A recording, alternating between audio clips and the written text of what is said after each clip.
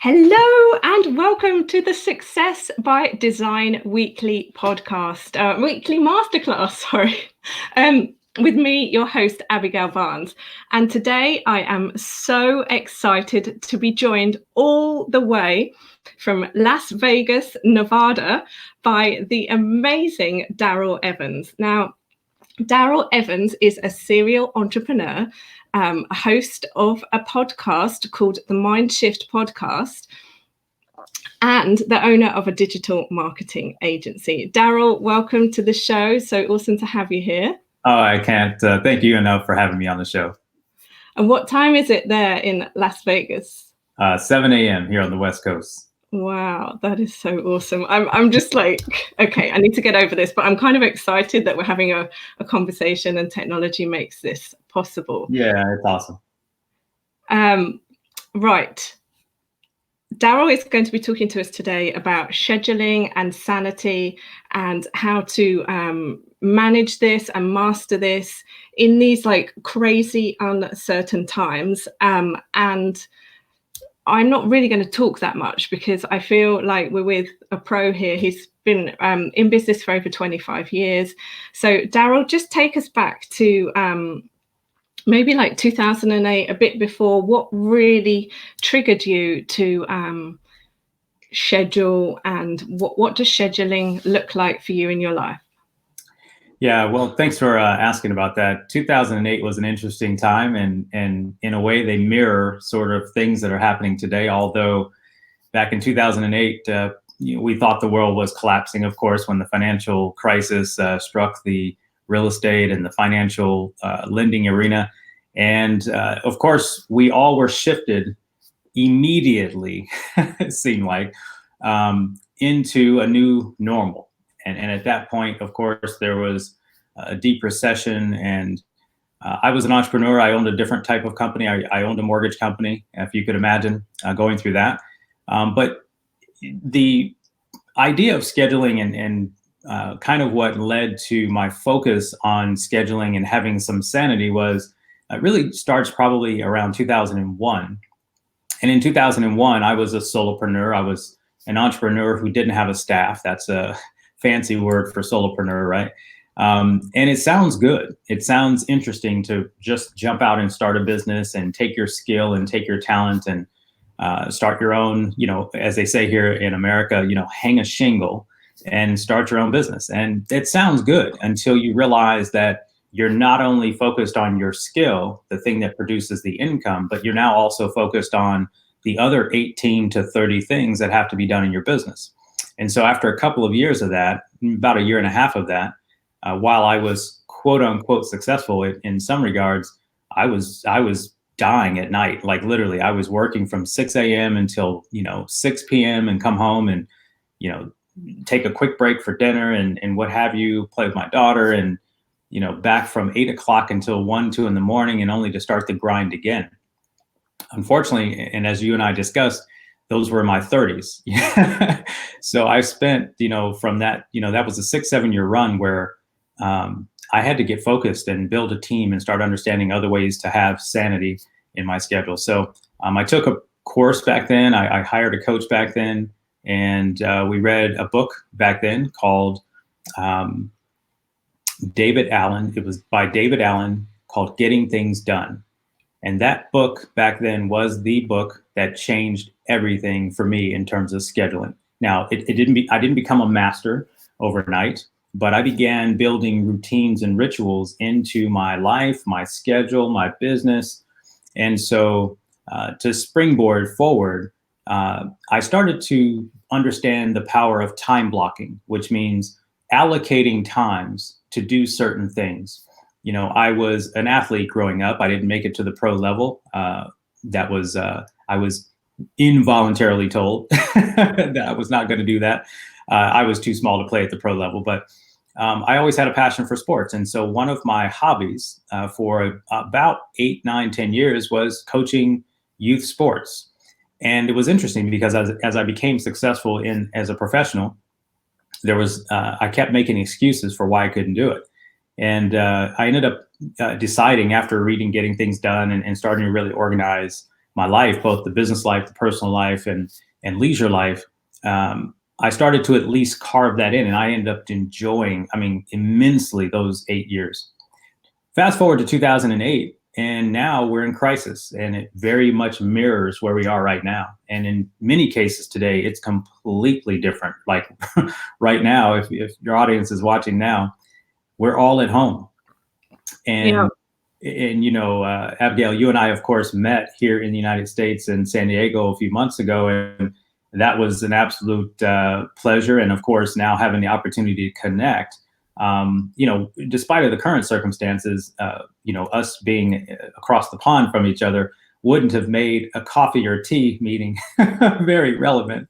So this is fantastic.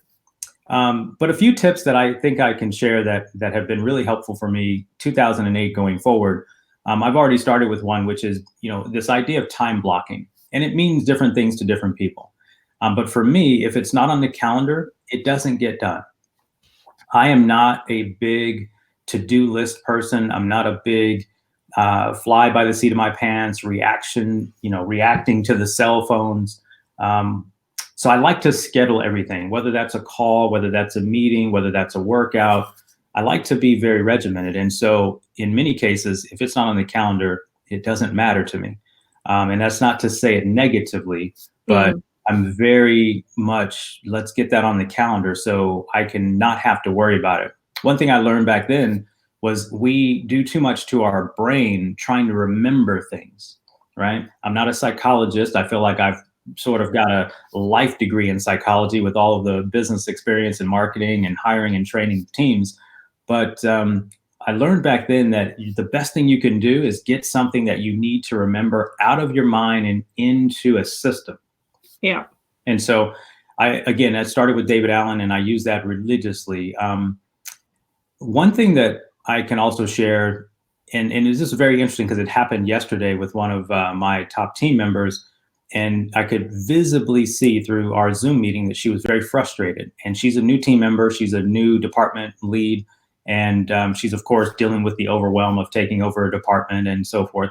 And I said to her, I says, listen, I'm sensing some anxiety and frustration and some challenges. Let's schedule another call for Wednesday. And I said, and what I'd like us to do in the call is to do 4 things. Let's take a look at your pipeline. Let's take a look at what's on your plate. And let's do 4 things with those items. We are either going to decide to do them. We are going to decide to delegate them. We are going to decide to defer them, which means we're going to put them off, or we're going to delete them, which means they shouldn't be done anyway, right? And that has been a ritual that it's a filter, if you will. And I use it for email. I use it for text messages. I use it for people that request inbox messages from me on LinkedIn or Instagram or Facebook or podcast interviews. Of course, we were doing this interview, of course. I made the cut with this one, thank goodness. Yeah, solicitation. So I use it as a filter. It has become my primary filter for having sanity. I turn off notifications. Under the current Zoom environment with our team, because our team normally works in a corporate office, we are now dispersed. And so I do actually have notifications on for our chat for the short term. But for the most part, I don't leave it on all day. And many years ago, I stopped having, back then it was Outlook. Today it's Google. I just don't have email pings on my phone and my desktop. So I try to stay focused on what it is I'm working on. And then I selectively decide when I'm going to go check those things. I don't have notifications on social media. It doesn't matter who I follow. I will go seek the information ready, right? And I try to do that 2 or 3 times a day. I don't manage your attention, right? Right. It's so easy to get distracted. And listen, I'm a technology junkie. Don't get me wrong, but it comes back to having that discipline and to the point of this conversation, having some level of sanity. So outside the calendar, and then managing those the inbox, as I call it, or as David Allen would have called it back then. And the inbox today is way more than it was back then, because technology is so proliferated in our mind today. So I just want to 1 second, for those who are tuning in or watching this on the replay, Darrell just absolutely dropped some gold there. And we're now going to call it the 4Ds. This is Darrell's 4Ds. So run us through this again. For every activity, do it, delegate it, defer it, delete it. Right. And deleting it is my favorite. That's how I filter everything first through the delete button. People think I'm crazy, but I get well north of 100 emails on multiple accounts because I have a couple different things going on. And I simply click select all, and I scan the sender or the subject, and I delete 60 to 70% before I start opening anything. And that's a top tip for people who are going on holiday, and when they're coming back, they have like 500. I used to have 500, 1,000 emails if I came back from a holiday for a week.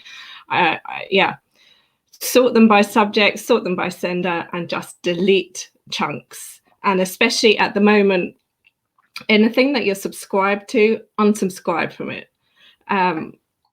So such an important point that Darrell actually mentioned is your attention is your energy. So where you put your attention and energy, where you focus, that is going to take from you. And if we're managing our energy, we have to manage where we put our focus so that we have enough energy throughout the day. Because our brains, with this whole crisis at the moment, our brains are working so much more than they would do usually. So if anybody is feeling unusually tired, brain fogged, unable to remember things, it is because this machine is doing so much. So I guess that is the importance of having this scheduling process, so that it becomes a muscle with time. I guess you don't really think about what you do on a day-to-day basis. It's like sets and reps in the gym, right? Yeah, very much. I mean, to your point about these times and our brain, right? The energy any energy that we give away to things that we were not intending to. So I'm a big believer in intention and focus. And there are times to be, to have none of that, right? And just relax. And you mentioned being on a holiday and that kind of thing. But I think there are other times of the day where you need to step back and have some quiet time and some time to yourself so that you can be centered and ready. And especially for today, like today is weird, right? None of us can go eat at a restaurant. We can't go to the movies. We can't do some of those normal things. The gym for me is across the street. I literally could throw a rock and almost hit the building, and I can't go in it. So today we're going through another level of stress in terms of that energy. And so today is even more important to have a better routine and get structured if there ever was a time. And that is a new normal for us now for a short period of time. We'll get through this. I'm very confident. I said that on my podcast last night. I know we're going to get through this, but we are being challenged to really step back and think about areas of opportunity that maybe we missed, take advantage of things that we have time to do now. On my podcast a couple of weeks ago, I talked about the 4 C's of leadership, which I think are applicable. And that is, the first thing we have to do is to remain confident that we are going to get through this. Because if you think about this idea of scheduling for sanity, like we have to stay on the confident side that we're going to get through this. Number 2, we need to be arranging contingency plans for not just what we're going to do in the middle of the crisis, but what are we going to do when it's over? Like, how are we going to now live and behave and operate in what could be a new normal in business or career? The third thing is to essentially make sure that we are controlling the controllables. It's something that I just believe in with all our heart. If you keep your energy on things you can't control, you will literally just watch your days and hours go away so fast and you'll wonder what happened. So just thinking about what you can do to control the controllable. These are some of the top things that I talk about and think about. And as it comes back to the energy of our sanity right now. I mean, listen, it's challenging. Every day you wake up and you're thinking, oh my gosh, what day is today? Like some days I don't know. But this idea of scheduling, like when I finished, this call, when you invited me to this call and this show, it went on the calendar. And, what's next after this meeting, after this call, it's on the calendar. There's not going to be any gray area. Now, I leave pockets of the day where I can have that free time to think or sit and do nothing or eat lunch or whatever the case is. But I think those are the keys. I think the randomness is it's the devil to real professional effectiveness. And I'm just not random. Like people, going back to those 4 Ds, the first thing I do when someone asks me to do something is I think about my current commitments. And if I say yes, because I'm willing to help, and by the way, we're all leaders here. We're all wanting to do more and help more and serve more. That's who we are. The challenge is, though, is if we always say yes, which is what I did a lot in my 30s, and I had to pull back on in my 40s. And it was an interesting distinction that I heard, I think it was at a seminar or on a podcast, and it was just a neat, soft way to say no to overcommitting ourselves. Like a lot of us as leaders, we overcommit. So what is this way? Share with us, because I'm sure that the audience is used to having to say no without saying no. Yeah, so you have to say no, but you'd like to say yes. But if you say no, the paradigm shift is if I say yes to this, it's going to compromise my ability to show up 100% for that. So the phrase, and it's actually a standard email in my email template system, whenever I get some, hey, can I get on your calendar for 10 minutes? Or, hey, can I show you this thing? Or, hey, would you like to look at this software? Or, hey, can blah, blah, blah. It happens to me, I'm sure as it does with you, Abigail, a lot. And so it's a standard thing. I said, right now, unfortunately, due to my current commitments, I'm going to have to say no because I don't want to let down the people who are already counting on me. And wow. Say that slow. Say that again. Sure. So it goes a couple ways, but it's like, so Abigail, let's say you asked me to fly to the UK tomorrow. Well, we know we can't fly. But Darrell, please fly to the UK tomorrow. Abigail, I would absolutely love to if the quarantine wasn't here. But beside that, I'm going to have to say no, unfortunately. And the reason for that is that it would compromise my ability to show up 100% for the commitments I already had in place for tomorrow.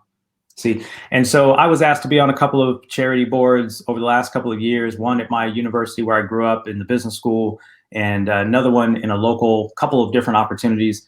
And they sounded very enticing. And I really wanted to help. And I really felt I could serve. And I really felt I could give and add a voice to the conversation. However, my company was going through transformation at that time. My family was going through transformation at that time. And I just had to sit back and say, the charity's not going to go anywhere. And if they want to be on the board now, I'm sure a couple of years from now, they might still want me on the board. So I just basically had to decline in those ways. And so it's just a way to say, hey, are my current commitments important? And if so, then I have to say no. And it's not because the person or the opportunity isn't great. It's because you don't want to show up less than 100% for your current commitments. And that's having sanity in your schedule, at least. And I had to build this muscle. This was not how I operated in the 30s, let me tell you. I said everything. There's one phrase that rolls around my head as well, and maybe it's a religious quote. I'm not sure where it comes from, but it's what's for you will never pass you by. So I will often say that to myself, like if an opportunity comes, if it's for me, then things will work out that it works out. Like another meeting will cancel, or I'll say no, and then maybe they might come back to me. Yeah. So it's really adopting like an abundant mentality rather than a scarcity mentality when it comes to opportunities. You're so much better with emails than I am. If something comes in, I just delete. I don't even reply with thank you for the opportunity. I just delete. So if there's something, there's one reply that is just, delete is delete. But then if I open the email because it was well written or it did have something in it that got my attention, I'll give it a quick scan, and I have a standard reply that if I do want to learn a little more, but what happens is for me, and I don't know if many of your audience has this, but there's always someone wanting some time. If you're in an office environment, they knock on the door, hey, you got it, right? If it's online, it's, hey, can I schedule a 15-minute quick call? And yeah, I can't do that all day. And so if there's any interest in me learning more about what they're actually pitching or sharing, and obviously I can't jump on a 15-minute call with everyone who invites me. Would you be so me us getting another 15 minutes?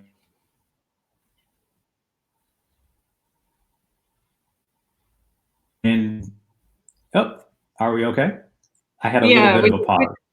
We're just having a little bit of tech. I mean, everybody's on the internet right now, right? So we have to bear with all this stuff. Maybe your next door neighbor's now watching Netflix or something. No judgment. People do what they do. So, Darrell, thank you so much for this conversation. We have talked about so many things. If you didn't watch this from the start, I would highly recommend that you watch this, or if you watch on the replay. Darrell, just to summarize, what are 3 things that we could do right now that could get some sanity back into the schedules? So control the controllable, which is control your schedule. Schedule everything. Practice scheduling everything. So that's number 1, control the controllable. Number 2. Control the controllable. I would say the next thing is filter everything. Filter everything for its priority. Do it, delete it, defer it, or delegate it. Very simple. So number 2 is the 4 Ds, the 4 Darrell's Ds, Darrell's 4 Ds. And then they belong to David Allen. I've just integrated them into my life intimately. And then number 3. And the other thing is say no politely. Just adopt the opportunity when, and I don't want to say no. There are some of us here, we cannot say no to everyone, but it comes back to that filtering process of, just making sure you've carved out proper time for yourself. So you're not always saying yes and overcommitting, which is adding a lot of stress and burden on your shoulders. Amazing. Well, thank you so much for your time. So final question. Where can these guys find out about you? Where is the best place to access your podcast, get more information, listen to your words of wisdom? So the number 1 place probably to go, since I'm in a few different places, is just over my personal website, darrellevans.net. And from there, you can access a link to the podcast, which will take you over to the podcast show.